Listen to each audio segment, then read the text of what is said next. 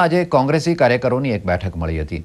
જિલ્લા પંચાયતમાં વિરોધ પક્ષના નેતા શ્રી જયરાજસિંહ પરમારના અધ્યક્ષસ્થાને મળેલી આ બેઠકમાં જિલ્લા અને તાલુકા પંચાયતના સભ્યો ઉપસ્થિત રહ્યા હતા। બેઠકમાં રાજ્ય સરકાર દ્વારા ખેડૂતોને નુકસાનીના પ્રમાણમાં વળતર ચૂકવવા અને અમુક વિસ્તારોના વિકાસ માટે ઉપેક્ષા થઈ રહી હોવા અંગે ચર્ચા થઈ હતી। શ્રી પરમારે જણાવ્યું હતું કે જિલ્લાના અનેક ગામોમાં અતિવૃષ્ટિના કારણે ખેડૂતોને થયેલ નુકસાનના પ્રમાણમાં વળતર ચૂકવવામાં આવ્યું નથી।